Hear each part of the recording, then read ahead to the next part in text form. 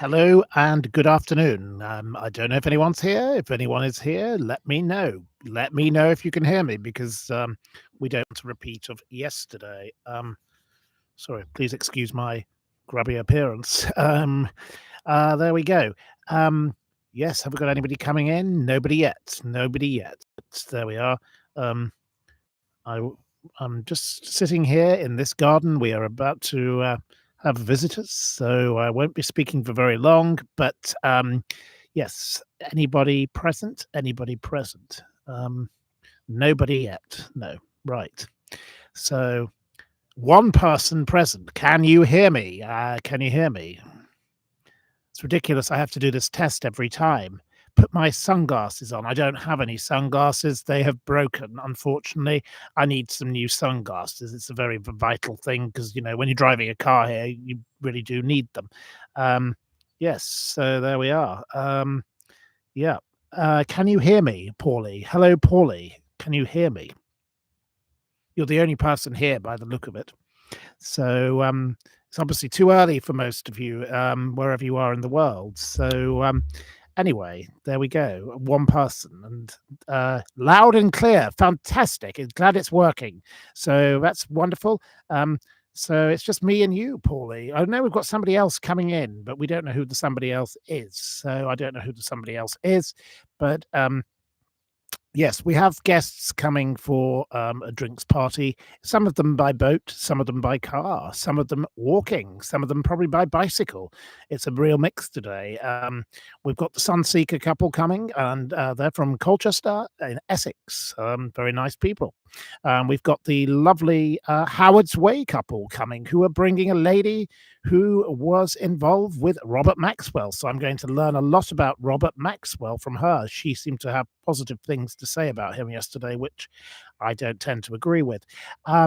Right. Hello to Celia in Tasmania. Well, the Australians, of course, yes, you're on a different time frame. So down under. I hope to come and visit Australia one day. My mother spent a lot of time in Australia, but I haven't. I've never been to Australia. And I have my friends, of course, who I used to be involved with, who owned a vodka company in Australia called Vodka O, which was ultimately sold to Asahi Beer. And an Englishman who's the son of a lady who was kidnapped during the whole thing during the Shah of Iran. So she was on bargain hunt the last time I saw her. Lovely lady who lives in Chiswick, West London, and he has an estate on the river in the River Hawkes. I think it's called the River Hawksmoor or something in Australia. It looks like an amazing place, and he has all sorts of bizarre pigs as pets and all sorts of things. Lots of bizarre animals, and I would like to go and visit one day, but there we go. So anyway, cheers to all of you. Happy Sunday. I've just been listening to Danny Dyer on the BBC Radio for the Desert Island Discs. Do have a listen. It was a very interesting episode because he talked about, his tough upbringing in Canning Town and how he used to jump over the underground thing so he could get to his acting classes. He really was it was quite revealing about his life. I did not realize that he had spent a lot of his younger years working with Harold Pinter, of all people. I didn't know about that, so that was quite interesting. I just associated Danny Dyer with, football factories and, gangster films and EastEnders. Of course, my wonderful friend Tony Discipline, who I call Tony No Discipline, was also in EastEnders around the same time. And Tony is a fabulous guy who is now a firefighter. He's a wonderful guy. We often meet for lunch at Giovanni in London, a great restaurant. I was chatting with the owner of Giovanni yesterday via the text WhatsApp because of the store. There was a wonderful story about the Hawksmoor, which is the restaurant opposite. Another of their branches, it's one of a very successful company, this Hawksmoor.